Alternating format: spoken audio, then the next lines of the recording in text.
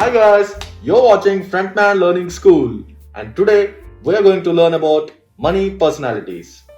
There are in total three money personalities, three categories of money personalities, and the first category of all is saver. The saver, the advantage of being a saver is that this person invests quite a lot of money. For example, if I have 100 rupees and I am a saver at heart, I end up investing 80 rupees of that. You see, that is the amount of saving or that is the amount of investing that a money personality like saver does. And the second advantage that a saver has is that he spends wisely. To put it simply, he thinks about future first, present later. That is how important being a saver becomes. And the third advantage of all, being a saver, is that he thinks twice before spending. So being a saver is a kind of advantages as well, because he or she, the kind of money personalities, if you are a saver at heart, you will not end up spending on things that are not good for you, things that are not required. Because you think twice before spending, you end up spending in a very good calculated manner, if I should say, in the correct perspective. But also there are some disadvantages of being a saver. The first most, in fact, the most important of all these disadvantages is that they feel guilty. The savers, the money personalities, those who are savers at heart, they feel guilty after each spend. Like if I buy something, like even if I buy a productive book, I feel guilty because I spent some money on it. If I feel, if I buy a good watch, which is required for me, but still I feel guilty because I'm a saver at heart. Now, because of these things, life becomes very monotonous for savers. Especially, for example, if I want to go for, let us take for example, scuba diving. I would like to do scuba diving whenever there comes a video on the TV where the guys are doing scuba diving, and I'm like, oh no, I'm also feeling like going and having that scuba dive. But I'll never be able to do it if I'm a saver at heart, because the only thing that pops up in my mind when I see that look at that scuba diving video is that I only think about the money that I'm going to spend for that scuba dive. So that is how important being a saver becomes. Because being a saver, the biggest disadvantage that you will have is that life becomes too monotonous. The last of all is that savers tend to be overthinkers. When I say overthinkers, because they think twice before spending, they waste lots and lots of time in thinking.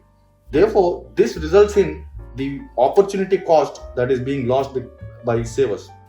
For example, if that time has been spent in getting a good exposure, in getting a good opportunity, that would have been helpful. But being a saver, we end up so much we end up so much time overthinking about money that we lose in these terms. That is, lose in terms of exposure, lose in terms of opportunity and all. Now let us talk about the second category, and the second category is spender. Yes, many of you might be having that cute smile upon hearing this word spender, because most of us are spenders.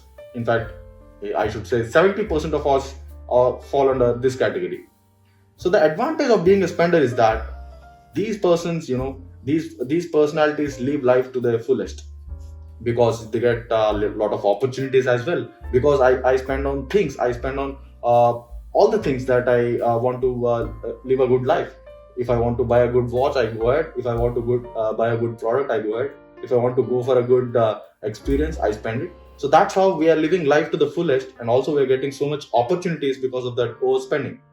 But the flip side of being a spender is that we'll end up broke. There will be a point in life when this money personality will land up broke. Therefore, there will be no money. Therefore, there will be no future. Yes, we are having a good life at present, but then there will be no future. That's the flip side. Now, the third personality, money personality that I can say is that avoider. Avoider is maybe there will be 10 to 15% of the people who fall under this category. Now, avoider is any guy, any person that hates the talk of money. Yes, many of us are like that. The moment there is a talk about money, we're like, nah, we don't want this. Money is bad. Talking about money is bad. Discussing about money is bad. This is not good. Let's avoid this talk. So these are the guys who come under this category. Now, being a avoider, one of the advantages that these personalities have is they lead a peaceful life. Just imagine there is no thought of money. You live a very peaceful life. But disadvantage of being an avoider is that they waste a lot of money too. Just like the spenders, they waste a lot of money. Why I say that they waste a lot of money is that, for example, just imagine the money is lying in his bank or the money is lying somewhere in the form of cash and then it is lying idle. The kind of the potential that money has to grow is lost, because being an avoider, you just don't want to talk about money, you just don't want to do anything with the money. So that is how disadvantageous is being an avoider. So you see, there are these three kinds of money personalities we all fall under.